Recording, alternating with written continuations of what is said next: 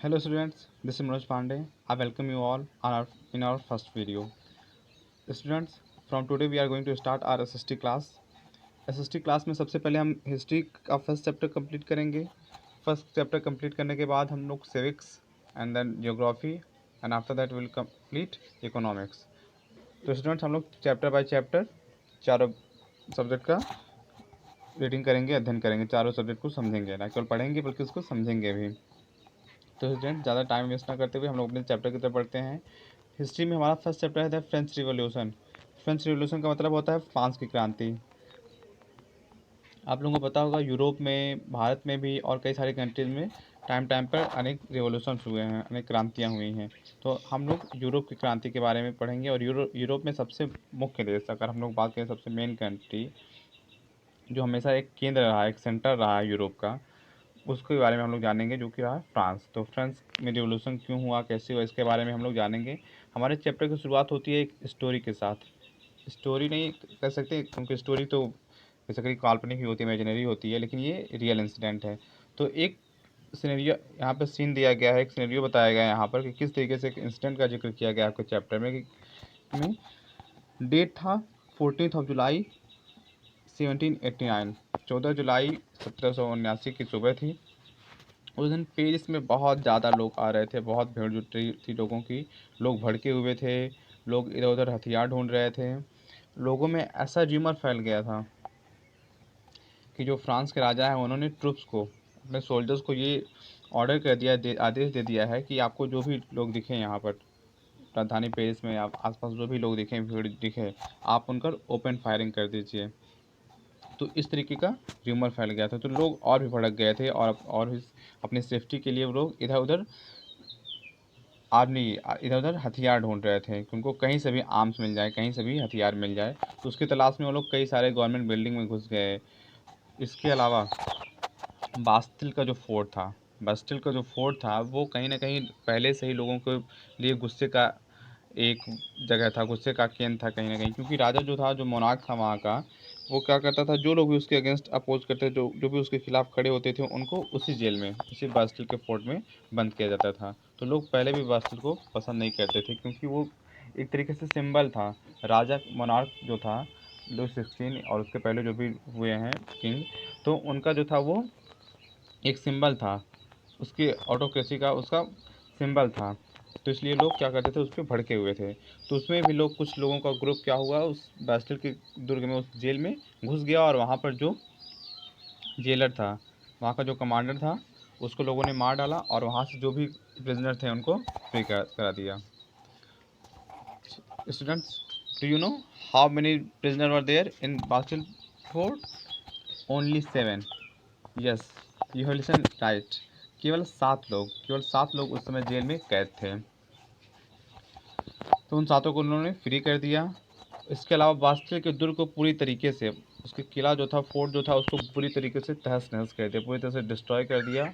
और डिस्ट्रॉय करने के बाद उसके जो रूइंस थे, ईंट हो गया, संगमरमर वगैरह, जो जो भी चीज़ें थी, जो भी उसके रूइंस थे, उसको ले जाकर के उन्होंने मार्केट में बेच दिया. मार्केट में जो डिस फैमिली रहती थी, उन्होंने क्या किया, उस बास्टिल फोर्ट के जो रूइन था उसको ख़रीदा. क्यों ख़रीदा? एक सोवेनियर के रूप में, एक मेमोरी के रूप में, ताकि एक याद के रूप में रहेगा. तो इसलिए उन्होंने उसको ख़रीद लिया. तो इस तरीके से क्या हुआ, ये इंसिडेंट हुआ फ्रांस में, ख़ास करके पेरिस में.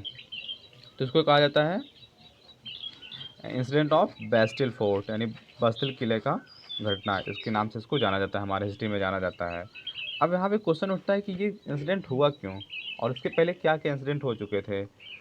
तो इसके बारे में जानने के लिए हमको आगे चैप्टर में पढ़ना होगा कि आखिर ये इंसिडेंट क्यों हुआ, और इसके अलावा और कौन कौन से इंसिडेंट हो चुके थे, क्या क्या रीजन थे इस इंसिडेंट के, और इस इंसिडेंट का रिजल्ट क्या निकला. तो इन सब के बारे में हम लोग समझेंगे.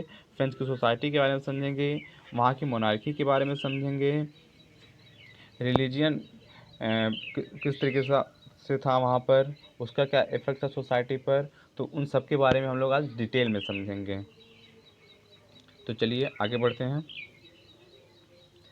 अब सबसे पहले चैप्टर की शुरुआत होती है किंग से. वहाँ का जो मोनार्क था उसके बारे में बताया गया, आपके चैप्टर की शुरुआत में ही बताया गया है कि 1774 में क्या होता है, वहाँ का मोनार्क बनता है लुइस 16। लुइस 16 आप लोगों को पता होगा, वहाँ के उस दौरान फ्रांस के जो भी किंग बन रहे थे वो लुई के नाम से ही थे। वो लोग किस डायनेस्टी से? बर्बन डायनेस्टी से। बर्बन डायनेस्टी से वो लोग बिलोंग करते थे। तो वो लुइस 16 राजा बना, 1774 में राजा बना। उसके पहले उसका फादर लुई 15 राजा थे। उसके पहले उसके ग्रैंड फादर लुई 14 राजा थे। तो ये सारे किंग उसके पहले हो चुके थे। तो इस तरीके से जो भी राजा बनते थे उनके आगे एक नंबर बढ़ा दिया जाता था, 16, 17, 18, इस तरीके से वो बढ़ते जा रहे थे। तो वो लोग बुर्बो डायनेस्टी से बिलोंग करते थे। इसके अलावा उनकी शादी बहुत ही कम उम्र में हो गई थी, at the age of 20 years. 20 साल की उम्र में उनकी शादी हो गई थी। किसके साथ हो गई थी? Austrian princess Marie Antoinette. तो आपको याद रखना है कि उनकी शादी ऑस्ट्रिया की जो राजकुमारी थी, जो शादी के पहले जो ऑस्ट्रिया में रहती थी, उनकी शादी होती है फ्रांस के मोनार्क लुइस 16 से। और रानी प्रिंसेस का क्या नाम था, यानी जो कि अब रानी बन चुकी थी फ्रांस की, उनका क्या नाम था? Marie Antoinette. तो आप लोगों को उनका नाम याद रखना है। अब जब लुइस 16 वहाँ का राजा बना, जब मोनार्क बना यहाँ फ्रांस का, तो उस समय क्या था, जो ट्रेजरी था, ट्रेजरी बिल्कुल खाली था। उनका वहाँ का जो फाइनेंशियल सिचुएशन था फ्रांस का, वो बहुत डामाडोल था। क्यों डामाडोल था, क्या रीज़न था बिहाइंड इसके पीछे? इसके पीछे कई सारे रीजन थे, जिसको हम नेक्स्ट क्लास के माध्यम से जानेंगे कि आखिर फ्रांस की इतनी आर्थिक स्थिति, इकोनॉमिक कंडीशन इतनी ज़्यादा लो क्यों थी, इतना पुअर क्यों था। अब यहाँ पे कुछ पॉइंट दिए गए हैं जिसके बारे में आपको जानना बहुत ज़्यादा इंपॉर्टेंट है। यहाँ पे रीज़न बताए गए हैं कि क्यों उनका जो खजाना था, ट्रेजरी था, वो खाली क्यों था। लुइस 16 राजा बनता है, सोचता है चलिए राजा बनते हैं, हम लोग अब रूल करेंगे, लोगों पे आराम से एंजॉय किया जाएगा। लेकिन जब वो राजा बनता है, उसको ट्रेजरी के बारे में पता देखता है, तो वो बिल्कुल खाली रहती है। तो वो आगे वो क्या करता है, उसके लिए ट्रेजरी को वापस भरने के लिए देखेंगे। दिया financial France was financially France was drain because of the war. France जो था वो इतना, उसका ट्रेजर क्यों खाली हुआ था, उसका खजाना क्यों खाली हो रहा था, राजकोष क्यों खाली हो रहा था? बिकॉज ऑफ वॉर, क्योंकि वो वॉर लड़ रहा था। वॉर किसके साथ लड़ रहा था? वॉर लड़ रहा था ब्रिटेन के साथ। और ब्रिटेन के साथ वॉर क्यों लड़ रहा था? क्योंकि वो अमेरिका की हेल्प कर रहा था ब्रिटेन के खिलाफ। यानी कह सकते हैं कि अमेरिका और फ्रांस मिल करके ब्रिटेन के खिलाफ वॉर लड़ रहे थे। और उस दौरान 18th सेंचुरी की बात हो रही है। 20th सेंचुरी में लगभग लगभग जिस भी कंट्री में ये दोनों लोग जहाँ भी कॉलोनी बनाए हुए थे, या फिर जहाँ जहाँ भी बिजनेस कर रहे थे, जहाँ जहाँ भी इन लोगों का प्रभाव था, वह पावर था, वहाँ वहाँ ये दोनों कंट्रीज आपस में क्या कर रहे थे? फ्रांस और ब्रिटेन आपस में लड़ ही रहे थे। तो ये बात आप लोगों को याद रखनी है। आप लोग अगर इंडिया के कॉन्टेक्स्ट में भी पढ़े होंगे, तो इंडिया में भी आप लोग जानते हैं कि फ्रांस और अंग्रेज़ों की लड़ाई हुई थी।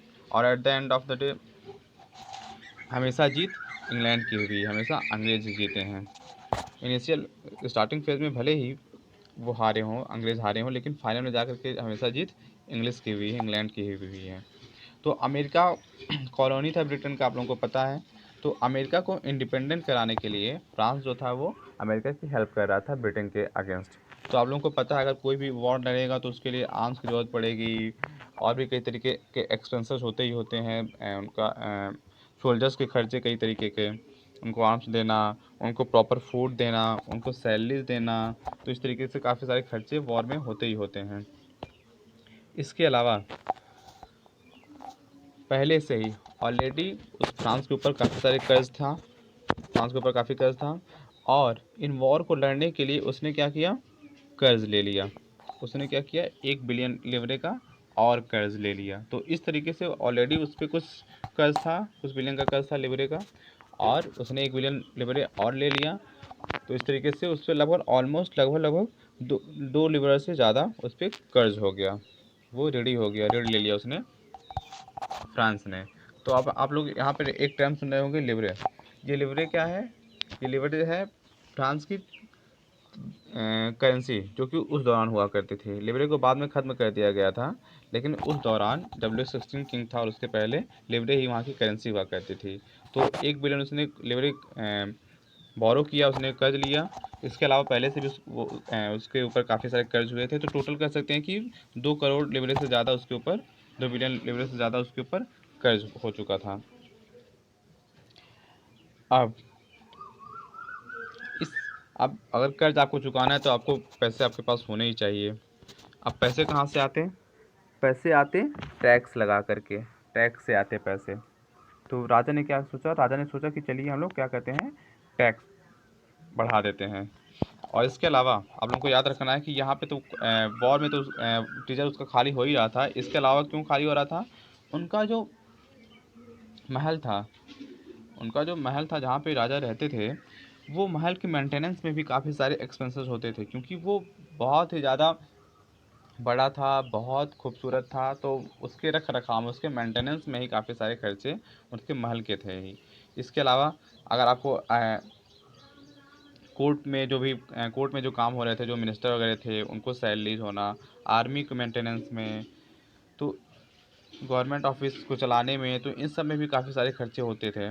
तो इस तरीके से आप देख सकते हैं कि वॉर की वजह से, इसके अलावा जो ऑलरेडी डेब्ट थे तो जो पैसे उसने कर्ज लिए थे वो तो थे ही, इसके अलावा जो उस पर इंटरेस्ट जो बढ़ता जा रहा था, तो उसकी वजह से उसका डेब्ट जो था वो और भी ज़्यादा बढ़ता जा रहा था। तो जो उसने बोरो किए हुए थे पैसे, उस पर जो इंटरेस्ट लग रहा था उसकी वजह से, इसके अलावा मेंटेनेंस जो होते थे, चाहे महल के हो गए, चाहे कोर्ट के हो गए, चाहे आर्मी के हो गए, तो इन सब के, या फिर गवर्नमेंट ऑफिसर के हो गए, तो इन सब के मेंटेनेंस में भी काफ़ी सारे खर्चे हो रहे थे। तो इसका रिजल्ट क्या हुआ? फ्रांस का जो कोष था, जो ट्रेजरी था, वो खाली होता गया। तो राजा ने क्या सोचा? राजा ने सोचा कि एक काम करते हैं, हम लोग टैक्स बढ़ा देते हैं। लुईस 16 उसकी किंग को लोगों की प्रॉब्लम से कोई मतलब नहीं था, उनको कुछ पता भी नहीं था। रानी तो बिल्कुल बेफिक्र होकर के एकदम मौज कर रही थी, उनको किसी चीज़ की कोई फिक्र नहीं थी। तो वो लोग बिल्कुल अनअवेयर थे, या फिर अनअवेयर नहीं भी थे तो कह सकते कि जानबूझ के अनअवेयर बने हुए थे। अब आगे क्या हुआ, इसका रिजल्ट क्या निकला? अब यहाँ पे एक पॉइंट दी हुई है जो कि मैंने भी बताया आपको, कि लेवरेज जो होती है वो करेंसी थी फ्रांस की, जिसको डिसकंटिन्यू कर दिया गया, ख़त्म कर दिया गया 1794 में। 1794 में, 1794 में जो एक करेंसी होती थी लेवरेज फ्रांस की, उसको ख़त्म कर दिया गया। अब देखिए यहाँ पर एक पिक्चर दिया गया है, इस पिक्चर से आप लोग समझ सकते हैं कि यहाँ पर ये जो पिक्चर्स, इसमें 3 पर्सन हैं, 3 लोग हैं। ये 3 लोग क्या है? 3 क्लासेस के। उस समय क्या होते थे? 3 स्टेट होते थे। स्टेट, स्टेट राज्य वाला स्टेट की बात नहीं कर रहा हूँ, ये स्टेट है, ESTATE। खैर, तो ये 3 क्लासेस कर सकते हैं। तो ये 3 डिफरेंट क्लासेस थी। तो यहाँ पर देख सकते हैं कि सबसे नीचे जो क्लास है, सबसे नीचे वाले क्लास का जो रिप्रेजेंट कर रहा है, वो क्या कौन कर रहा है? ये जो ओल्ड मैन है, जिसके ऊपर सारा का सारा क्या हुआ है? बर्डन है इन दोनों लोगों का। तो कह सकते हैं कि जो 3 क्लासेस थी, 3 स्टेट जो थे, उनमें सबसे जो लोअर स्टेट था, क्या नाम था कि जानेंगे, उसके ऊपर बाकी जो दोनों स्टेट होते थे उसका बर्डन पूरा का पूरा उसके ऊपर आता था। तो अब हम लोग थोड़ा इस स्टेट को, इस क्लासेस को थोड़ा डिटेल में समझ लेते हैं। तो देखिए 18th सेंचुरी में किस तरीके से जो ओल्ड रिजीम था, ओल्ड रिजीम क्यों कहा गया है? क्योंकि बाद में क्या होता है, after the revolution of France the regime get changed, नई नई रिजीम आती है, नया चेंज रिजीम बन के आता है। ये क्या है? ओल्ड रिजीम है उस समय का। तो देखिए इसमें दिया गया फर्स्ट स्टेट, या सॉरी यहाँ पर सेकंड स्टेट होना चाहिए, टाइपिंग मिस्टेक है, फिर थर्ड स्टेट। तो इस तरीके से 3 स्टेट में ये बटे होने चाहिए थे, first state, second state and third state. First state जो होते थे उनको कहा जाता था क्लर्की, सेकंड स्टेट जो होते थे उनको नोबिलिटी कहा जाता था, और थर्ड स्टेट में जो बाकी लोग बचते थे वो थर्ड स्टेट में ही आते थे। अब क्लर्की कौन होते थे जो फर्स्ट स्टेट में होते थे? क्लर्की जो होते थे वो बेसिकली होते थे जो चर्च से जुड़े हुए लोग थे, जो चर्च से जुड़े होते थे, जो प्रीस्ट होते थे, जो पादरी होते थे, तो वो क्लर्की के अंतर्गत आते थे। और इनके बारे में आपको याद रखना है कि इनको काफ़ी सारे प्रिविलेज बाय बर्थ मिले हुए थे, इनको काफ़ी सारी सुविधाएं जो थी, काफ़ी सारे छोटे, काफ़ी सारे आराम के मौके इनको बचपन से काफ़ी सारे छोटे इनको मिली हुई थी, तो सुविधाएं मिली हुई थी जन्म से ही, क्योंकि ये बाय बर्थ, अगर ये इस क्लर्की की फैमिली में अगर इनका जन्म होता है तो वो बाय बर्थ उनको छूट मिली हुई थी। काफ़ी सारी चीज़ों से उनको टैक्स नहीं पे करना होता था, बल्कि ये लोग टैक्स लेते थे। इनके बारे में आगे जानेंगे कि इनके द्वारा लिया जाने वाले टैक्स को क्या कहा जाता था। तो आप लोग समझ गए कि लड़की किसको कहा जाता है, कि उन ग्रुप्स ऑफ पर्सन को कहा जाता है जो चर्च से क्या होते हैं? जुड़े हुए होते हैं, चर्च के लिए बने होते हैं, जो चर्च में काम करते हैं या फिर चर्च से जुड़े हुए होते हैं, पादरी वर्ग कह सकते हैं, तो उनको क्लर्की कहते थे। सेकंड आते हैं नोबिलिटी। नोबिलिटी में कौन आते हैं? नोबिलिटी में जो हाई रैंक ऑफिसर्स होते थे वो आते थे। नोबेलिटी में, चाहे वो राज परिवार से क्यों ना हो, मोनार्क के जो रिलेटिव होते थे, जो हाई क्लास के जो ऑफिसर्स होते थे, कोर्ट के जो ऑफिसर्स होते थे, तो वो सब आते थे नोबेलिटी में। तो ये लोग भी क्या करते थे, टैक्स लगाते थे। और लास्ट में जो थर्ड स्टेट होता है एवरीवन एल्स। तो एवरीवन एल्स में क्या होता था, फ्रांस की जो 90% पॉपुलेशन होती थी वो थर्ड स्टेट में ही आती थी, लेकिन इनके पास लैंड कितना था, केवल 40%, केवल 40%। 60% जो लैंड होते थे वो होते थे क्लर्की और नोबिलिटी के पास ही। तो आप लोग देख सकते हैं कि केवल 10% लोगों के पास 60%, 60% लैंड होते थे, लैंड्स होते थे, वो लैंड्स के मालिक थे। और जो 90% पॉपुलेशन थी उनके पास केवल 40% लैंड थे। तो इस तरीके से ये 3 स्टेट आपको समझना जरूरी है। एक बार फिर से रिवाइज कर लेते हैं। फर्स्ट स्टेट होता है क्लर्की, जो पादरी वर्ग होता था, जो लोग चर्च से जुड़े हुए लोग थे। सेकंड स्टेट होता है नोबिलिटी। नोबिलिटी क्या होते थे, जो किंग के जो रिलेटिव होते थे, जो हाई रैंक ऑफिसर्स होते थे, तो वो सब होते थे नोबिलिटी के अंतर्गत। और थर्ड स्टेट जो होते थे वो बाकी लोग होते थे। इन बाकी लोगों में कौन हो सकते थे, पेजेंट्स यानी फार्मर्स होते थे। इसके अलावा डॉक्टर्स, लॉयर्स और भी जो लेबर्स होते थे। तो या इसी में बाकी जो और इवन जो भी बचते हैं इन दोनों स्टेट को छोड़ करके, क्लर्की और नोबिलिटी को छोड़ करके, बाकी लोग थर्ड स्टेट के अंतर्गत ही आते थे। तो ये था उस समय का ओल्ड रिजीम। अब आप लोगों को क्या करना है, अब थोड़ा सा डिटेल में समझते हैं ओल्ड रिजीम के बारे में, खास करके जो थर्ड स्टेट होता था उसको थोड़ा समझ लेते हैं अच्छे तरीके से। तो जो थर्ड स्टेट आप लोगों को पता है 90% पॉपुलेशन होती थी। तो 90% पॉपुलेशन में ज़्यादातर क्या होते थे, पीजेंट्स होते थे, किसान होते थे। तो ये किसान क्या करते थे, किसान जो नोबिलिटी और क्लर्की का जो लैंड होता था उस पर क्या करते थे, मजदूरी किया करते थे, एज ए लेबरर वर्क किया करते थे।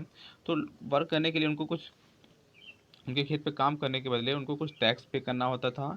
और टैक्स पे करने के अलावा वो उनसे क्या करते थे, उनके सर्विस में हमेशा मतलब सर्विस देनी होती थी, अपना सर्विस उनको देना होता था, सेवा देना होता था। यानी एक तरीके से कह सकते हैं बंधुआ मजदूर की तरह कह सकते हैं कि वो काम किया करते थे। यानी वो उनके पर्सनल काम भी किया करते थे, चाहे झाड़ू लगाना हो, पोछा लगाना हो। वो तो मैं एक नॉर्मल सी बात कर रहा हूँ कि वो उनके पर्सनल काम भी किया करते थे। जो भी उनके लैंडलॉर्ड जो भी उनको ऑर्डर किया करते थे पीजेंट्स को, वो उनको करने पड़ते थे। तो खेत में तो काम करने ही पड़ते थे, जिसके लिए उनको वो टैक्स देते थे पीजेंट्स लॉर्ड्स को। लेकिन इसके अलावा वो उनके घरेलू काम भी अगर वो कहते थे तो उनको करने पड़ते थे। इसके अलावा लोग हम थोड़ा सा टैक्स के बारे में बात कर लेते थे। जो हमने पढ़ा फर्स्ट स्टेट जो क्लर्की होता है, क्लर्की कौन सा टैक्स इम्पोज करता था पीजेंट्स के ऊपर, क्लर्की टैक्स इम्पोज करता था टिथेस।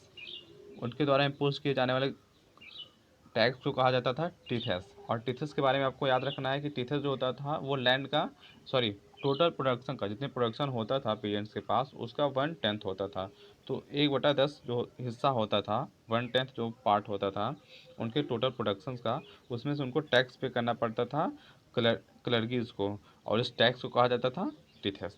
तो ये तो रहा एक टैक्स जो टीथेस लगाता था, इम्पोज करता था पेरेंट्स के ऊपर। आप जो सेकंड मतलब जो दूसरा टैक्स होता था उसको कहते थे टेल। टेल कौन लगाता था, टाइल जो टैक्स होता था वो लगाते थे, गवर्नमेंट के द्वारा लगाए जाते थे, गवर्नमेंट लगाती थी। और ये ये छोटी छोटी जो घर के जो यूज़ करने वाली जो छोटी छोटी चीज़ें होती थी, जैसे सॉल्ट हो गए, टोबैको हो गए, और भी जो छोटी छोटी चीज़ें होती थी। सॉल्ट आप लोग समझ सकते हैं कि सॉल्ट पे भी टैक्स लगाया जाता था। और सॉल्ट के बारे में तो आप लोगों को भी पता है कि इंडिया में भी सॉल्ट को लेकर के कितनी बड़ी घटनाएं हो चुकी थी। आप लोगों ने अगर इंडियन हिस्ट्री पढ़ा होगा, आप लोगों ने पढ़ाई है 8th के कोर्स में, तो आप लोगों ने पढ़ा होगा और आगे भी आपको पढ़ना ही पढ़ना है। तो ये सॉल्ट मूवमेंट इंडिया में स्टार्ट हुआ था। तो क्यों हुआ था, क्योंकि इंडिया में भी जो ब्रिटिशर्स थे वो सॉल्ट पे टैक्स लगा रहे थे। तो कुछ ऐसा ही काम लुइस 16 जो वहाँ का मोनार्क था फ्रांस का, उस दौरान पीजेंट्स के साथ किया करता था। जो छोटी छोटी चीज़ें जो यूज की बेसिक नीड्स की होती थी वो उन पे भी टैक्स इम्पोज किया करता था, लगाया करता था। तो लोगों को पीजेंट्स को टैक्स देने पड़ते थे। तो इस तरीके से हम लोग देख सकते हैं कि दो तरीके के टैक्स होते थे। टिथेस जो टैक्स था वो क्लर्की द्वारा लगाया जाता था, चर्च द्वारा लगाया जाता था। और इसमें होता था 1/10 पार्ट आपको देना पड़ता था प्रोडक्शन का। और सेकंड जो टैक्स होता था वो स्टेट के द्वारा लगाया जाता था, मतलब राज्य के द्वारा लगाया जाता था। तो वो टैक्स कहलाता था टाइल टैक्स कहलाता था। और ये छोटी छोटी चीज़ों पर भी जो एवरीडे जो कंजम्पशन होते हैं उस पर लगाया जाता था।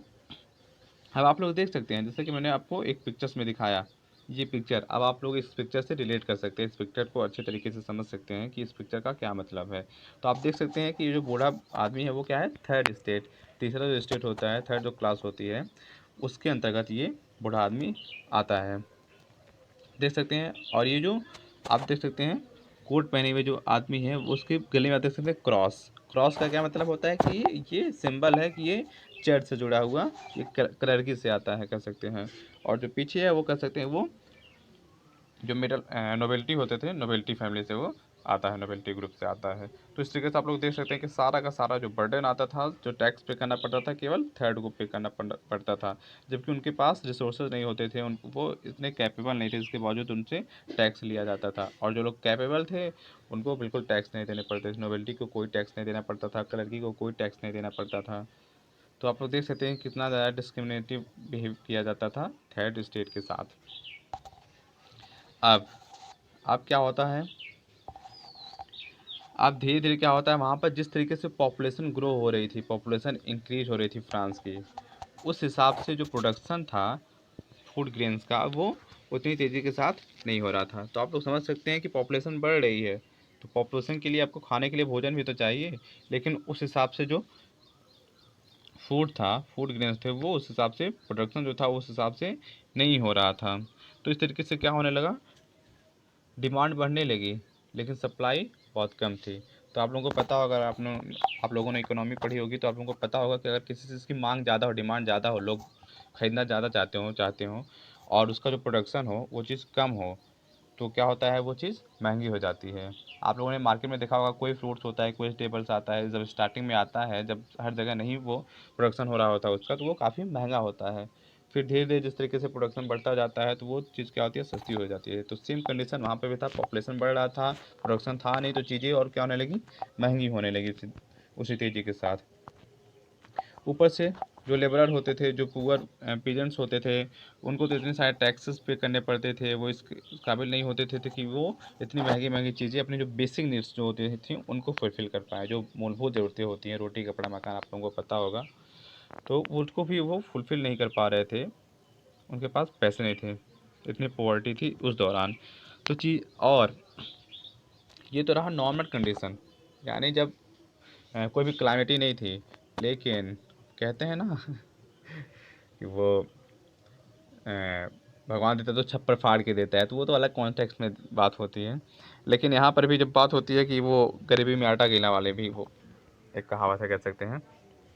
तो क्या होता है, उसी दौरान ये स्थिति ख़राब हो रही होती है, बहुत कंडीशन लो होती है लोगों की, बहुत कंडीशन बुरी होती है लोगों की, उसी दौरान क्या होता है, सूखा पड़ गया या फिर बर्फ़बारी हो गई, फिर तो हार्वेस्ट के लिए और भी ज़्यादा नुकसानदायक बात हो जाती थी। अब यहाँ पे दिया है एक पॉइंट दिया गया है जिसके बारे में आप लोग जानेंगे, दिया है सबसिस्टेंस क्राइसिस। सबसिस्टेंस क्राइसिस किसे कहते हैं, जो मैंने भी बताया कि जब इंसान अपने बेसिक्स जो नीड्स होती है इंसान की, बेसिक जो नीड होती है जीने के लिए, सर्वाइव करने के लिए, लिवलीहुड के लिए, तो वो अगर वो ना कर पाए, पूरी कर पाए इंसान, तो उसको कहते हैं सबसिस्टेंस क्राइसिस। यानी जब इंसान अपने बेसिक नीड्स को फुलफिल ना कर पाए तो उसको कहते हैं, उस क्राइसिस को कहते हैं सबसिस्टेंस क्राइसिस। आप देखते हैं धीरे धीरे धीरे धीरे क्या होता है, 18th सेंचुरी, धीरे धीरे क्या होता है, एक मिडिल क्लास का जन्म होता है। जो थर्ड स्टेट होता है उसमें एक मिडिल क्लास का जन्म होता है। जन्म क्या होता है, वो कहीं ना कहीं पहले से ही वो रहते हैं, तो उनके पास क्या होता है, वो क्या होते हैं, जो थर्ड स्टेट में जो पीजेंट्स होते हैं उनसे स्थिति अच्छी स्थिति होती है। तो क्योंकि आप लोगों को पता है कि जो बाकी जो बचते हैं नोबेल्टी और क्लर्की को छोड़ करके, तो बाकी लोग आते हैं थर्ड स्टेट में, तो थर्ड स्टेट में बिजनेसमैन भी जो छोटे बड़े बिजनेसमैन होते थे, मर्चेंट्स होते थे, लॉयर होते थे, डॉक्टर्स होते थे, इंजीनियर्स होते थे, तो ये सारे लोग कहीं ना कहीं थर्ड स्टेट में ही आते थे। तो इन लोगों की जो स्थिति थी वो काफ़ी अच्छी थी, मतलब इनके मुकाबले जो बाकी लोग होते थे उसके मुकाबले, थर्ड स्टेट के बाकी लोगों के मुकाबले अच्छे थे। अब दिया है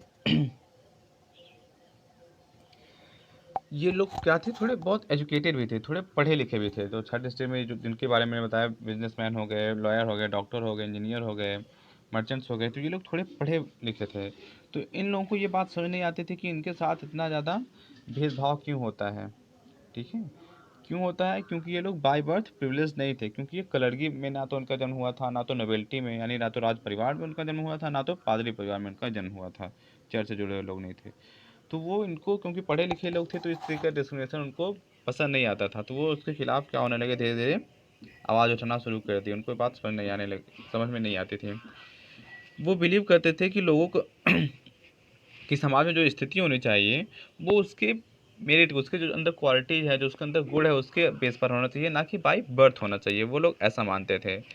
और तो और अब ये लोग इस तरह की बातें तो कर ही रहे थे, जो थर्ड स्टेट के जो एजुकेटेड लोग थे। इसके अलावा उसमें क्या हुआ, फ्रांस में काफ़ी सारे फिलोसफर भी उभर कर सामने आए, काफ़ी सारे फिलोसफर उभर कर सामने आए, जिसमें से 3 फिलोसफर के बारे में आपके चैप्टर में दिया गया है, तो उनके बारे में हम लोग जानेंगे। तो ये फिलोसफर जो थे, फिलोसफर भी जो बात करने लगे कि लोगों को इक्वालिटी मिलनी चाहिए लॉ के आगे, लॉ के सामने नहीं, लोगों को क्या होना चाहिए, इक्वालिटी मिलनी चाहिए, और किसी को किसी भी तरीके का प्रिविलेज नहीं मिलना चाहिए, किसी भी तरीके का कोई भी छूट नहीं मिलना चाहिए, केवल बर्थ के आधार पर, केवल जन्म के आधार पर, कि अगर आप पादरी परिवार में जन्म कर लिए तो आपको टैक्स नहीं देना है, बल्कि आपको टैक्स लेना है, आपके पास काफ़ी सारे लैंड्स होंगे, काफ़ी सारी फैसिलिटीज़ आपको दी जाएंगी। तो ये सारी चीज़ें, तो ये जो फिलोसफर्स थे उनका मानना था कि आपको किसी भी तरीके की कोई भी फैसिलिटी केवल आपके बाई बर्थ के बेस पे नहीं मिलना चाहिए, कि अगर आपका जन्म होगा कलर की फैमिली में तो आपको कोई टैक्स पे नहीं करना है, बल्कि आपको टैक्स लेना है, 110% आपको टैक्स लेना है। आपके पास काफ़ी सारे लैंड्स होंगे, आप चाहें तो उनसे अपने घर के काम करवा सकते हैं, आप लैंड्स के मालिक बन सकते हैं। तो ये सारी चीज़ें आपको नहीं मिलनी चाहिए, ऐसा फिलोसफर भी कहते थे उस दौरान जिन फिलोसफर का जन्म हुआ था। तो आप देख सकते हैं कि धीरे धीरे सोसाइटी में क्या आ रही है, एक अवेयरनेस आ रही है लोगों के बीच में कि हाँ, उनके साथ बहुत गलत हो रहा है, बहुत डिस्क्रिमिनेटिव बिहेव किया जा रहा है उनके साथ, और उनको इस बात को बर्दाश्त नहीं करना चाहिए, उनको राजा से बात करनी चाहिए, या फिर जो भी पॉसिबल वे हो वो निकालना चाहिए।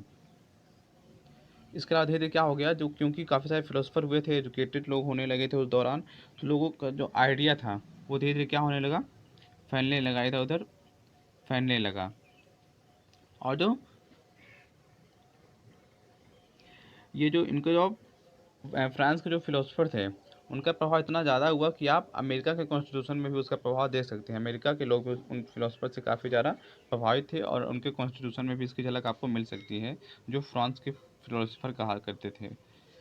इसके अलावा उनका जो आइडिया था वो हर जगह फैलने लगा, जो भी फिलोसफर का जो आइडिया था, इक्वालिटी का जो आइडिया था वो हर जगह फैलने लगा, चाहे सैलून्स हो गए, कॉफ़ी हाउसेस हो गए, या फिर बुक्स और न्यूज़पेपर, पैम्पलेट, इन सब के माध्यम से क्या होने लगा, जो आइडिया था वो धीरे धीरे फैलने लगा। इसके अलावा जो लोग इलिटरेट थे, जो पढ़े लिखे नहीं भी थे, वो भी कहीं ना कहीं इधर उधर के लोगों से जब बात फैलने लगती है तो आप लोगों को पता होगा कि वो अनपढ़ लोगों तक भी वो बात पहुंच जाती है जब कोई घटना होती है। तो इस तरीके से जो लोग पढ़े लिखे नहीं भी थे, तो उन लोग तक भी ये बात, जो आइडिया था इक्वालिटी का, वो पहुंचने लगा। उस वक्त लुइस 16 ऐसा लुइस 16 के लेकर के एक न्यूज़ सामने आती है कि लुइस 16 ने क्या किया है, अ, बढ़ाने का डिसीजन लिया, टैक्स बढ़ाने का डिसीजन लिया है। आप थोड़ा सा जान लेते हैं फिलोसफर्स के बारे में, जो 3 फिलोसफर के बारे में आपके चैप्टर में दिया गया, उनके बारे में जान लेते हैं। सबसे पहले तो जॉन लॉक बहुत ही फेमस फिलोसफर रहे हैं हमारे हिस्ट्री में। जॉन लॉक ने एक बुक लिखी थी जिसका नाम था टू ट्रिटीज ऑफ गवर्नमेंट। तो इस बुक में उन्होंने बताया कि उन्होंने क्या किया, जो डिविनिटी का जो कॉन्सेप्ट था, और जो एब्सोल्यूट जो राइट होता था मोनार्क का, उसको उन्होंने क्या कर दिया, बिल्कुल इनकार कर दिया कि नहीं, ऐसा कुछ नहीं है। तो राजा को क्या माना जाता था, एक तरीके से डिवाइन माना जाता था, एक तरीके से गॉड का एक तरीके से रिप्रेजेंटेटिव माना जाता था, भगवान का प्रतिनिधि के रूप में जाना जाता था राजा को। ठीक है। और एब्सोल्यूट राइट उनका होता था राजा का अपनी प्रजा पर, बिल्कुल, मतलब वो राजा अपनी मनमानी कर सकता है। तो जॉन लॉक ने कहा कि नहीं, ये तो कॉन्सेप्ट बिल्कुल गलत है। इस आइडिया को उन्होंने पूरी तरीके से इनकार कर दिया कि नहीं, राजा भी एक आम इंसान कर रहे हैं, जिस तरीके से हम आप हैं उस तरीके से राजा भी है, तो राजा को किसी भी तरीके की प्रिविलेज नहीं मिलने चाहिए, और तो और उनके पास एब्सोल्यूट राइट नहीं होना चाहिए रूल करने का। तो ऐसी बात जॉन लॉक ने बोली। अब एक दूसरे फिलोसफर थे रूसो। रूसो ने एक बुक लिखी है सोशल कॉन्ट्रैक्ट। सोशल कॉन्ट्रैक्ट आपको बुक के टाइटल से पता चलता है, उन्होंने सामाजिक समझौते की बात की है कि समाज में एक समझौता होना चाहिए, एक कॉन्ट्रैक्ट होना चाहिए। तो उन्होंने क्या किया था, उन्होंने एक ऐसे गवर्नमेंट का वो कॉन्सेप्ट दिया था, प्रपोज किया था कि गवर्नमेंट ऐसी होनी चाहिए जो क्या हो, जिनमें लोग, ठीक है, लोगों के रिप्रेजेंटेटिव भी हों गवर्नमेंट में। ऐसे गवर्नमेंट होनी चाहिए कि लोग अपने रिप्रेजेंटेटिव को भी गवर्नमेंट में भेज सकें, वो लोग रूल करें, यानी एक तरीके से एक समझौता होना चाहिए, ठीक है, कि आपको ये करना है मेरे लिए, तो फिर आप यहाँ गवर्नमेंट चला सकते हैं, तो ये कॉन्ट्रैक्ट होना चाहिए। ऐसी बात रूसो ने कही। थर्ड, मॉन्टेस्क्यू ने तो रूसो और जॉन लॉक से भी आगे की बात बोली और बहुत सही बात बोली। उन्होंने बुक लिखा था the spirit of the law. Spirit of the laws में उन्होंने बताया कि पावर का क्या होना चाहिए, डिवीजन होना चाहिए, पावर शेयर होना चाहिए अलग अलग ऑर्गन्स में, अलग अलग बॉडीज़ में। तो बॉडीज शरीर की बात नहीं कर रहा हूँ, ह्यूमन बॉडी की बात नहीं कर रहा हूँ। तो अलग अलग ग्रुप में क्या होना चाहिए, पावर शेयर होना चाहिए। शक्ति केवल एक राजा में नहीं होनी चाहिए, यानी मोनार्क, केवल एकमात्र मोनार्क में पावर नहीं होना चाहिए, बल्कि पावर का क्या होना चाहिए, शेयर होना चाहिए। जुडिशरी में, लेजिस्लेटिव में, एग्जीक्यूटिव में, जैसा कि आजकल आप लोग हमारी कंट्री में देख सकते हैं और काफ़ी सारी कंट्रीज में देख सकते हैं। तो इस तरीके का कॉन्सेप्ट मॉन्टेस्क्यू ने दिया कि डिवीजन होना चाहिए पावर्स का। पावर केवल एब्सोल्यूट पावर मोनार्क में नहीं होना चाहिए, बल्कि पावर का डिवीजन होना चाहिए एग्जीक्यूटिव में, लेजिस्लेटिव में और जुडिशरी के बीच में। तो ये तो थे कुछ philosopher, John Locke, Rousseau, Montesquieu, आपको याद रखना है इसको। आप देखते हैं किस तरीके से रिवॉल्यूशन का आउटब्रेक हुआ, किस तरीके से रिवॉल्यूशन फ्रांस में स्टार्ट हुआ, शुरुआत कैसे हुआ। मैंने आपको पहले ही बताया कि लुई 16 को अपने जितना उसके ऊपर कर्ज था उसको चुकाना था, इसके अलावा अपने जो नीड्स थी उसको फुलफ़िल करना था, अपने राजकोष को भरना था, ट्रेजरी को भरना था। तो उसके लिए उसने क्या किया, लुई 16 ने सोचा कि एक काम करते हैं, हम लोग टैक्स बढ़ा देते हैं, टैक्स बढ़ाते हैं। तो टैक्स बढ़ाने का जो काम था, तो टैक्स ऐसे राजा नहीं बढ़ा सकता था, राजा को एक मीटिंग बुलानी पड़ती, मीटिंग बुला करके उनको टैक्स बढ़ाना पड़ता। तो ये जो मीटिंग होती थी वो राजा केवल राजा बुला जब चाहे तब बुला सकता था, लेकिन जो टैक्स बढ़ाने का डिसीजन है उसमें तीनों जो स्टेट के रिप्रेजेंटेटिव होते थे वो मिल कर लेते थे कि टैक्स बढ़ना चाहिए कि नहीं बढ़ना चाहिए। तो आपको याद रखना है कि जो मीटिंग हेल्ड करने का जो काम होता था, जो बुलाने का काम होता था, वो राजा तो कर सकता था, मना कर सकता था, लेकिन अगर उस मीटिंग में डिसीजन क्या होगा, वो डिसीजन सबके वो सहमति से ही होता था, मतलब मेजॉरिटी से ही होता था, ज़्यादा वोट से ही होता था, जिसके पक्ष में लोग होते थे। तो दिया है। अब आप लोग समझ सकते हैं कि लास्ट टाइम जो मीटिंग हुई थी वो 1614 में हुई थी, और ये मीटिंग हो रही है 1789 में, 1789 में हो रही है। तो आप लोग देख सकते हैं कि मोर देन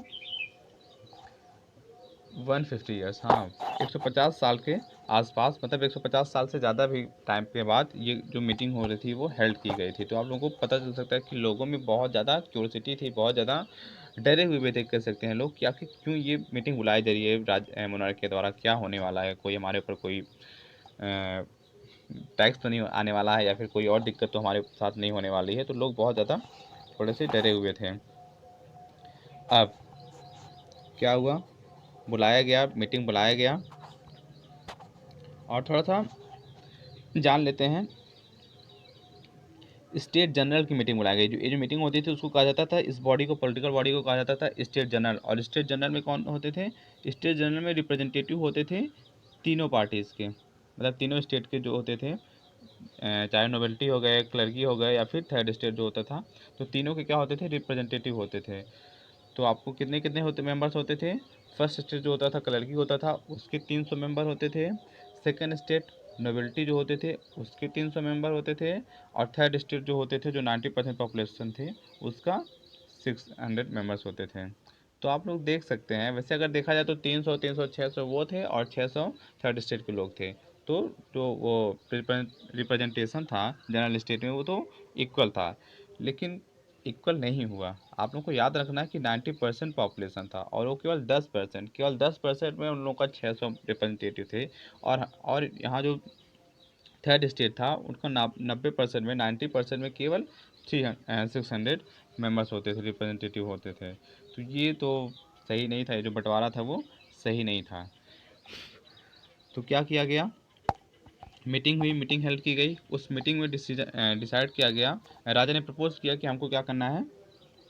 ये मीटिंग हुई थी, डेट याद रखना है, 5 मई 1789, 5 मई 1789 को मीटिंग हुई थी। और अब आपको जैसे मैंने बताया कि फर्स्ट और सेकंड स्टेज से 300 मेंबर थे ईच। हाँ, ईच वर्ड आपको याद रखना है, कई बार कन्फ्यूजन हो जाता है, स्टूडेंट्स मुझसे पहले भी काफ़ी बार पूछ चुके हैं कि ये सर ये समझ नहीं आता है कि यहाँ पर वो 300 दिया गया है, तो ये 300 मतलब टोटल मिला करके है या फिर ये अलग अलग है। तो यहाँ पर क्योंकि ईच दिया गया है तो आपको याद रखना है कि 300 मेंबर क्लर्की से थे, 300 मेंबर नोवेल्टी से थे, तो इस तरीके से 600 वो थे और थर्ड स्टेट से अकेले 600 मेंबर्स थे। तो ये आप लोग को याद रखना है। लेकिन बात जब वोटिंग्स की आती थी, वोटिंग्स की जब बात आती थी तो क्या होता था, ये नहीं देखा जाता था कि कितने मेंबर वोट दे रहे हैं, मेंबर्स की वोटिंग को काउंट नहीं किया जाता था, बल्कि ये स्टेट की वोटिंग को काउंट किया जाता था, यानी कितने स्टेट इसके पक्ष में है। जैसे मान लीजिए, चलिए इसी एग्जाम्पल से समझते हैं कि हुआ क्या था इस मीटिंग में, तो उससे आप समझ जाएंगे। तो टैक्स, राजा ने क्या किया, टैक्स इंक्रीज़ करने की बात की। राजा ने टैक्स इंक्रीज़ करने की बात की, तो क्लर्की और नोवेल्टी को तो कोई टैक्स देना होता नहीं था, तो उनको तो कोई प्रॉब्लम थी नहीं। उन्होंने कहा हाँ हाँ चलिए टैक्स बढ़ा देते हैं, नो इशू, आप जितना बढ़ाना चाहे बढ़ा सकते हैं टैक्स, कोई प्रॉब्लम नहीं है मुझको। भाई प्रॉब्लम होगी कहाँ से, टैक्स तो आपको पे करना नहीं है, टैक्स तो जो थर्ड स्टेट के लोग होते थे, जो पुअर पीपल होते थे, उनको पे करना होता था। तो ये दोनों थे वो तो तैयार हो गए, क्लर्की और नोवेल्टी जो होते थे स्टेट, वो तैयार हो गई। लेकिन थर्ड स्टेट, क्योंकि उनको टैक्स पे करना होता था, उनकी हालत पहले से ख़राब थी, तो उन्होंने क्या कर दिया, इससे बिल्कुल रिजेक्ट कर दिया कि नहीं, टैक्स बिल्कुल नहीं बढ़ने चाहिए। तो आप देख सकते हैं 600 मेंबर ये और 300 600 वो। तो अगर इस तरीके से देखा जाए तो पहली बात, जो दोनों स्टेट होते हैं क्लर्की नोवेल्टी, उसमें भी कुछ अच्छे लोग होते थे जो थर्ड स्टेट को सपोर्ट कर रहे थे। तो अगर वोटिंग की बात होती तो 600 तो ये अकेले टोटल खिलाफ थे ही थे, और लेकिन लड़की और नोवेल्टी में थे, पक्का कोई ना कोई उनके साथ हो जाता। तो इस तरीके से जो थर्ड स्टेट की वोटिंग वो ज़्यादा हो जाती और कहीं ना कहीं ये टैक्स नहीं लगने पाता। लेकिन इस तरीके से काउंटिंग नहीं होती थी वोटिंग की, जब बात होती थी वोटिंग में देखा जाता था कि कितने जो जो तीनों स्टेट है, तीनों स्टेट में थे दो स्टेट जिसके साइड से हो जाते थे, जिसके मतलब जिस पक्ष में वोट करते थे, तो वो ही बात मान ली जाती थी। तो नोवेल्टी और क्लर्की दोनों क्या हो गई, मोनार्क की तरफ हो गई कि हाँ चलिए टैक्स बढ़ा देते हैं।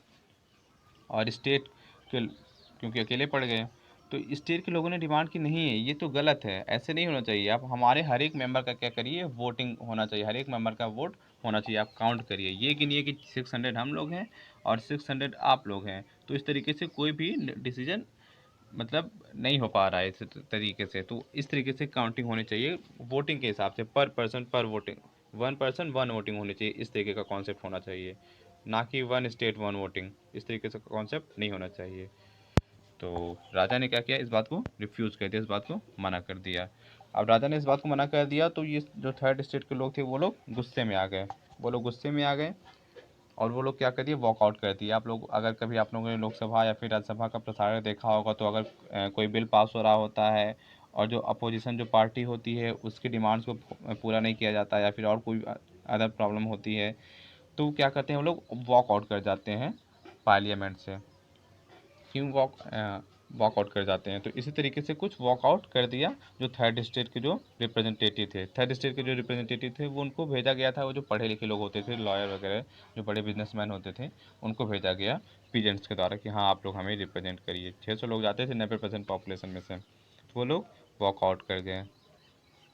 अब उस वक्त स्थिति कितनी ख़राब थी, आप लोग इस एग्जांपल के जरिए समझ सकते हैं कि ये जो मीटिंग जब होल्ड की जा रही थी, जनरल स्टेट की जब मीटिंग हेल्ड की जा रही थी, जब वो होने वाली थी, तो क्या हुआ था, इनके रिप्रेजेंटेटिव जो होते थे उनके पास महिलाओं ने क्या किया, लोगों ने, सॉरी ना केवल महिलाओं ने, लोगों ने क्या किया, लगभग 40,000 लेटर्स लिखे। आप 600 जो रिप्रेजेंटेटिव थे उनके पास 40,000 लेटर्स आए कि हमारी ये डिमांड्स है, हमारी ये प्रॉब्लम्स है, प्लीज़ आप जब मीटिंग में जाइएगा, वहाँ पर जब सेशन हेल्ड होगा, जब वहाँ पर बातचीत होगी, तो हमारी प्रॉब्लम को वहाँ पर उठाइएगा।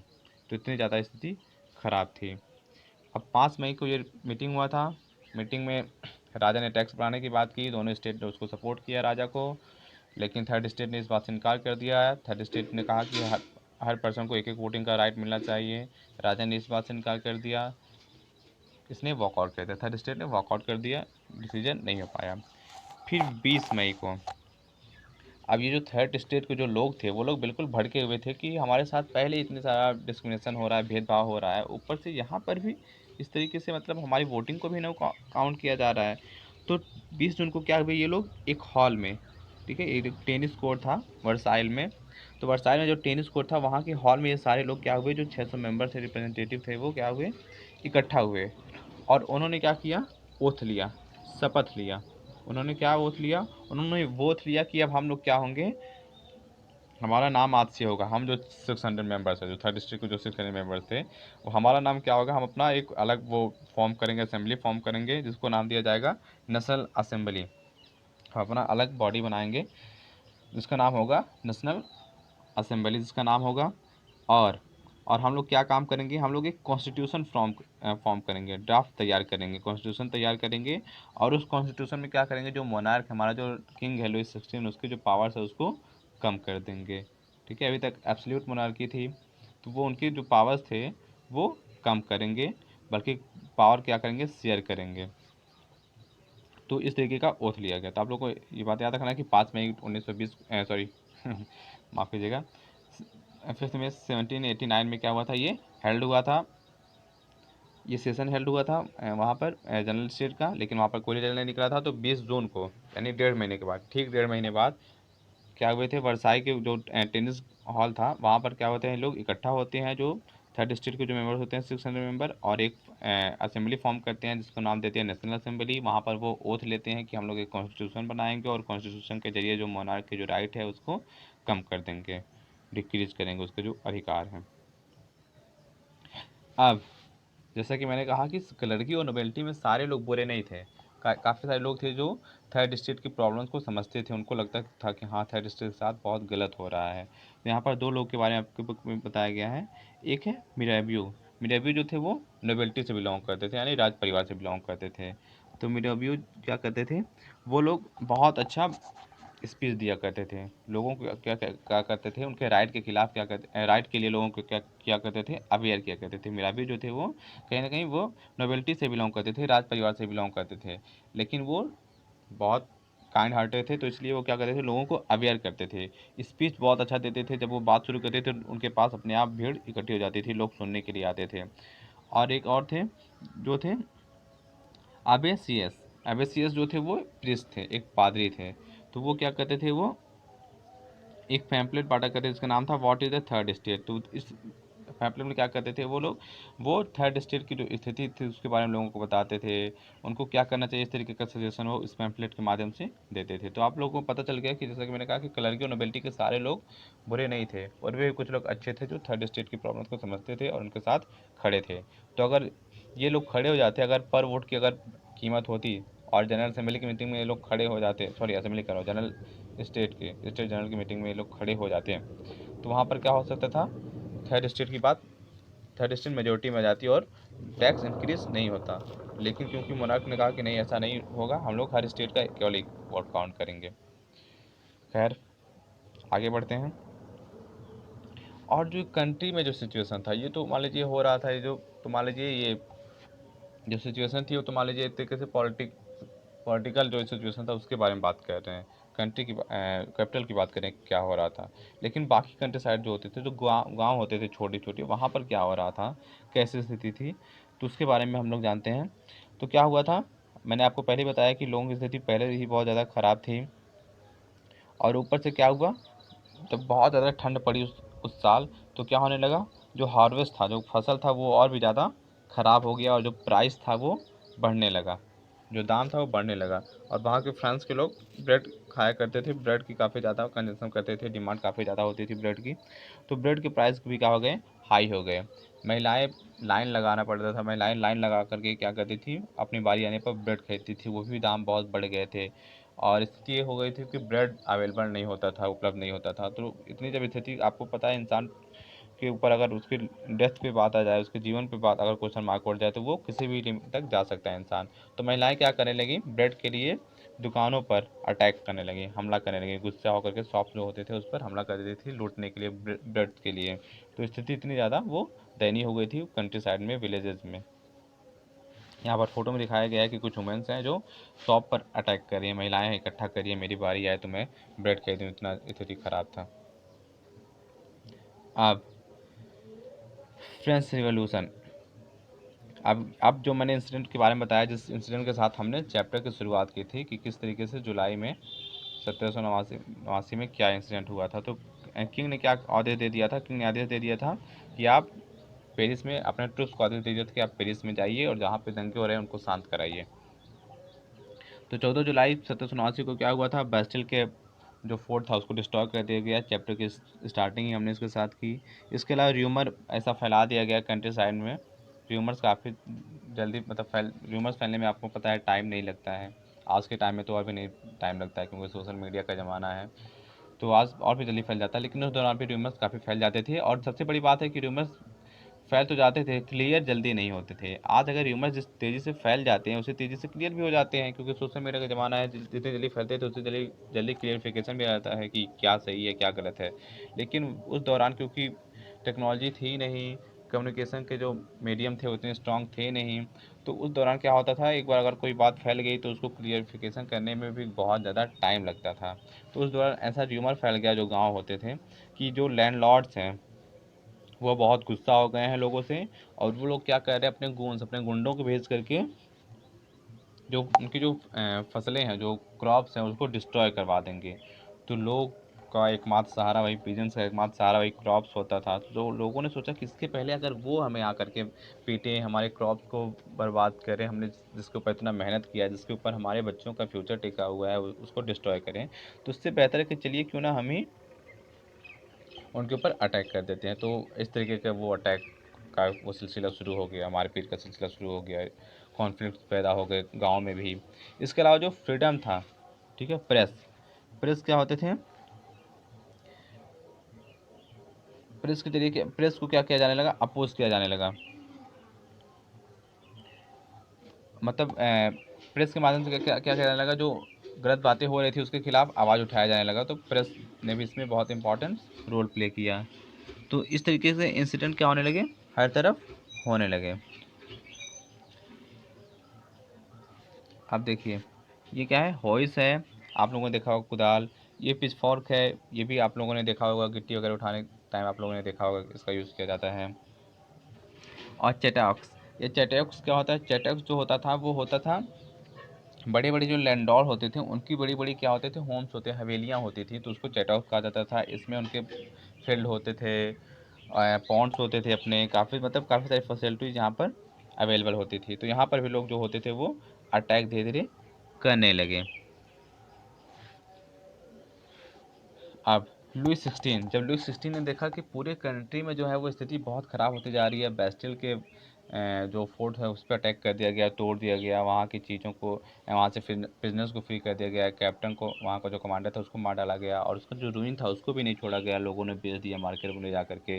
इसके अलावा महिलाएं जो है वो शॉप्स पर अटैक कर रही हैं ब्रेड के लिए।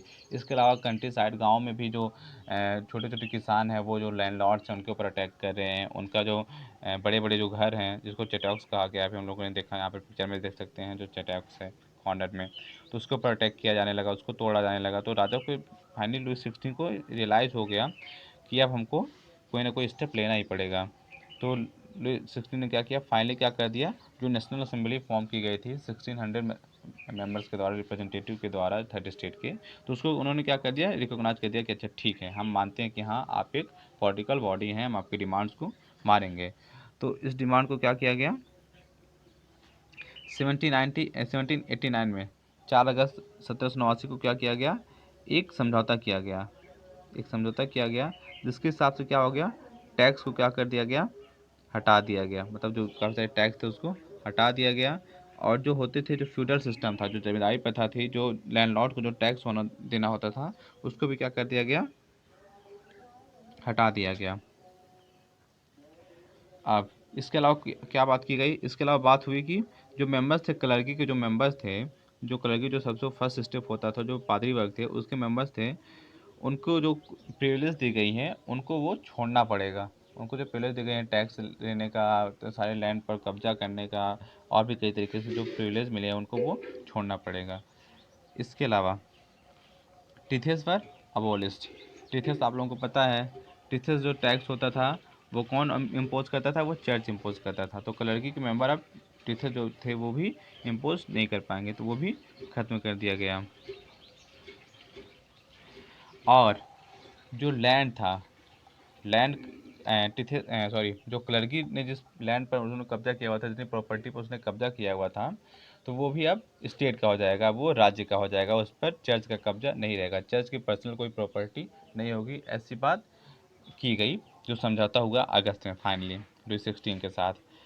तो इसका रिजल्ट क्या हुआ, जब वहाँ की प्रॉपर्टी जब ली गई, चर्च की जितनी भी प्रॉपर्टी थी जब उनको लिया गया, तो उसका क्या कितना प्रॉपर्टी निकली, वो जो प्रॉपर्टी थी लगभग 2 बिलियन लिबरे। आप लोगों को पता है कि 2 बिलियन के आसपास ही उसमें कर्ज भी था फ्रांस पर, तो 2 बिलियन लिबरे के आसपास तो प्रॉपर्टी केवल क्लर्की के पास थी, नोबेलिटी को छोड़ दीजिए। तो वो इतने ज़्यादा वो अमीर थे, इतने ज़्यादा पैसों के मालिक थे। आके अब क्या होता है, इसका रिजल्ट क्या होता है, अब फ्रांस जो होता है अब तक केवल मोनार्की थी, अब तक एब्सोल्यूट मोनार्की थी, केवल मोनार्की थी, केवल राजा का शासन चलता था, पूरी की पूरी सत्ता जो होती थी, पूरी की पूरी जो पावर होती थी, वो केवल राजा के पास होता था, केवल एक बॉडी में होता था, केवल राजा में होता था, और कहीं शेयर नहीं करता था राजा किसी के साथ। लेकिन अब क्या हो गया, France become constitutional monarchy. Constitutional monarchy, you can understand कि there would be constitution also and monarchy also, both will reign together. यानी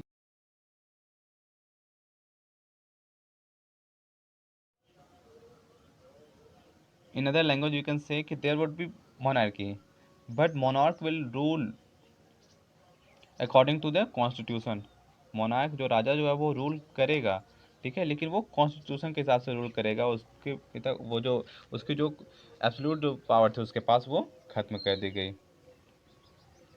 1791 में क्या किया गया, कॉन्स्टिट्यूशन का एक ड्राफ्ट तैयार किया गया, 1791 में, यानी 2 साल बाद क्या किया गया, एक ड्राफ्ट तैयार किया गया नेशनल असेंबली के द्वारा।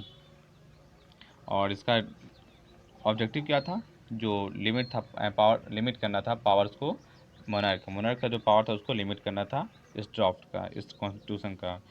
और पावर जो होते थे उसको सेपरेट करना है, शेयर करना था, लेजिस्लेटिव, एग्जीक्यूटिव और जुडिशरी में पावर का सेपरेशन करना था। तो ये जो था ये 1791 में हो गया। तो इस तरीके से आप लोग नीचे पिक्चर में देख सकते हैं कि पहले क्या होता था, मोनार्की होता था, मोनार्की में होता क्या था, absolute rule of king, king का ही एकमात्र राजा हुआ करता था। उसके बाद क्या होता है, मोनार्क मोनार्क प्लस कॉन्स्टिट्यूशन, यानी अब तो कॉन्स्टिट्यूशनल मोनार्की हो गई। अब क्या होता था, राजा के पास पावर होती थी, लेकिन ये पावर बहुत ज़्यादा कम हो गई थी, अब कॉन्स्टिट्यूशन के पास, लोगों के पास ज़्यादा पावर हो गई थी। लेकिन प्रॉब्लम यहीं पर एंड नहीं होती है, अभी भी कुछ स्थिति थी, कुछ बातें थी जो सुधार करनी आवश्यक थी हमारे उस दौरान के फ्रांस की सोसाइटी से। क्या प्रॉब्लम थी, सबसे पहले जुडिशरी जो होते थे, वो जज जो होते थे वो कैसे चुने जाते थे, जज चुने जाते थे एक्टिव सिटीजन के द्वारा। एक्टिव सिटीजन कौन होते हैं, अभी बात करते हैं एक्टिव सिटीजन की। एक्टिव सिटीजन जो होते हैं वो सिटीजन होते हैं जो 25 ईयर्स के होते हैं, जो टैक्स देते हैं, तो वो एक्टिव सिटीजन होते थे। तो इसके बारे में अभी हम लोग बात करेंगे। अब देखिए, बहुत अभी भी काफ़ी ज़्यादा भेदभाव होता था, बहुत ज़्यादा भेदभाव होता था, यानी वोटिंग राइट्स जो थे वो सबको नहीं मिला था, ठीक है, यानी यूनिवर्सल सफ्रन का कॉन्सेप्ट नहीं था अभी भी। अभी क्या होता था, अभी पहली बात, सबको वोट करने का अधिकार नहीं होता था। वोटिंग कौन कर सकता था, वोटिंग कर सकता था, यहाँ आप स्लाइड में देख सकते हैं, वोटिंग करने का राइट केवल एक्टिव सिटीजन को था। यानी जो सिटीजन होते थे उनको 2 पार्ट में डिवाइड कर दिया गया था, एक होते थे एक्टिव सिटीजन, दूसरे होते थे पैसिव सिटीजन। पैसिव सिटीजन में कौन होता था, महिलाएं होती थी, और वो आदमी होते थे जिनको कोई राइट नहीं था वोटिंग का। और एक्टिव सिटीजन कौन होते थे, जिनको वोटिंग का राइट था। वोटिंग का राइट किनके पास था, केवल और केवल मेल्स के पास था, केवल और केवल आदमियों के पास था। वो आदमी जो 25 ईयर्स क्रॉस कर चुके हों, 25 साल के हों, और जो टैक्स पे करते हो, कितना टैक्स, यानी एक लेबर जो 3 दिन में जितना वो कमाई करता है, एक लेबर जितने 3 दिन में जितना उसका वेज होता है, जितना वो कमाता है, उतना कम से कम जो आदमी टैक्स पे करता था, तो वो कहलाता था एक्टिव सिटीजन।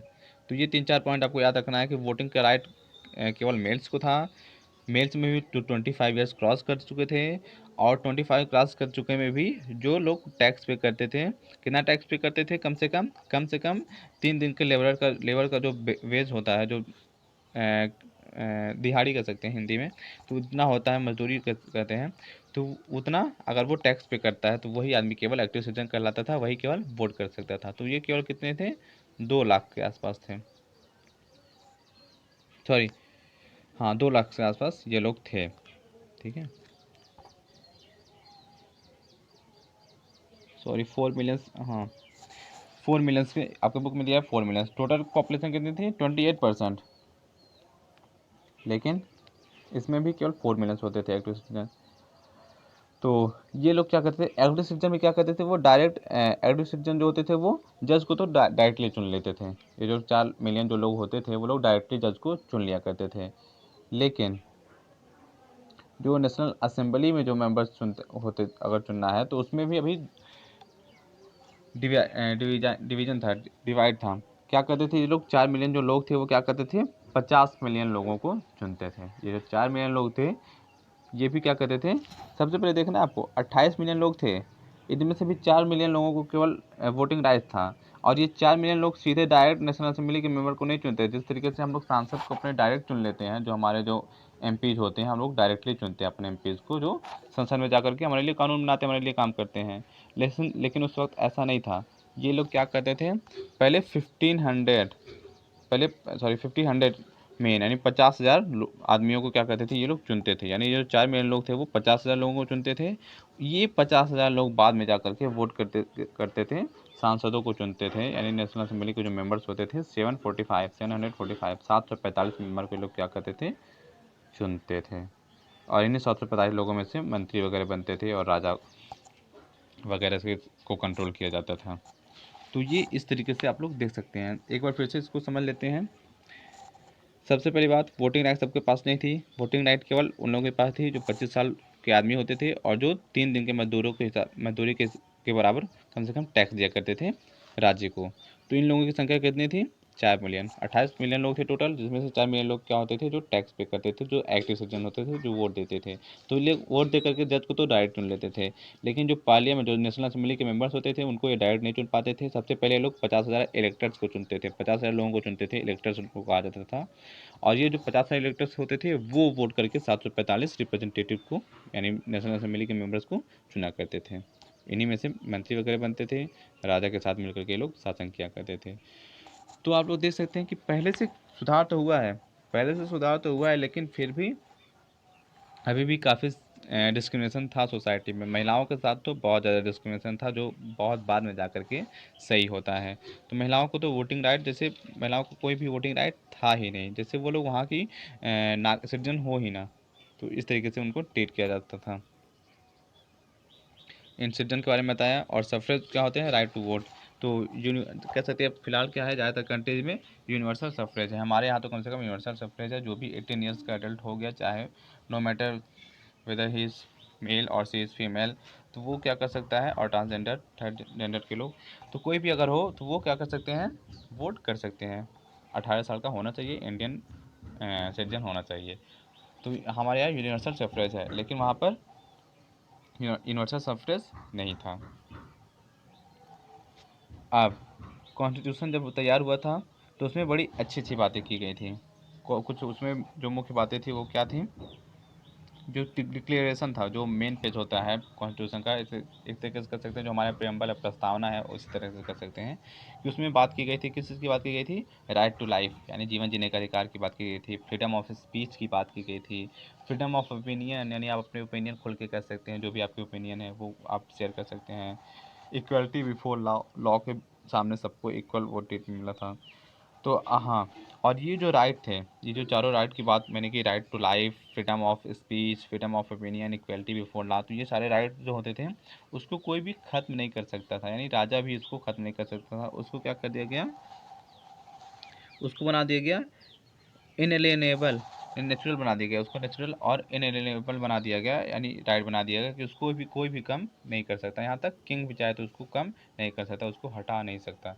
जैसे मौलिक अधिकार जो होते हैं, मौलिक अधिकार को हमारे यहाँ जो जो गवर्नमेंट होती है उसको हटा नहीं सकती। कोई भी हमारे जो बेसिक राइट्स हैं, फंडामेंटल राइट्स हैं, उसको हटा नहीं सकती। अगर हटाएगी तो हम लोग, हमारे पास राइट है कि हम कोर्ट में जा सकते हैं और कोर्ट हमारे राइट्स को सिक्योर करेगी, संरक्षण देगी। तो इसी तरीके से ये जो राइट्स है, right to life, freedom of speech, freedom of opinion, equality before law, तो ये जो राइट्स है उसको किंग भी हटा नहीं सकता था। तो ये था आज का हमारा first part of our chapter French revolution. France की क्रांति का ये फर्स्ट चैप्टर था। तो इसको हमने अब तक अभी कंप्लीट नहीं हुआ चैप्टर, अभी भी चैप्टर में कुछ पार्ट्स बाकी हैं जिसको हम लोग अपने नेक्स्ट क्लास में अटेंड करेंगे। तो स्टूडेंट्स, आज की क्लास को हम यहीं पर ख़त्म करते हैं। नेक्स्ट क्लास में मिलेंगे। क्लास से रिकॉर्डिंग या फिर किसी सब्जेक्ट रिकॉर्डिंग या फिर कोई भी अगर नॉर्मल लाइफ से रिलेटेड भी अगर आपको कोई प्रॉब्लम है, कोई भी क्वेरी है, तो आप लोग मुझसे कांटेक्ट कर सकते हैं। मेरे नंबर पे आप लोग व्हाट्सअप कर सकते हैं मैसेज के ज़रिए, जैसे या फिर कॉल कर सकते हैं, जैसे भी आप मतलब आपको सही लगे आप लोग कांटेक्ट कर सकते हैं मुझसे। मैं पूरी कोशिश करूँगा कि आपको जो डाउट है उसको क्लियर कर सकूँ। तो एंड करते हैं आपके चैप्टर को। वीडियो आप लोगों ने देखा, आप लोग रिवाइज करिए, मेहनत करिए। Thank you.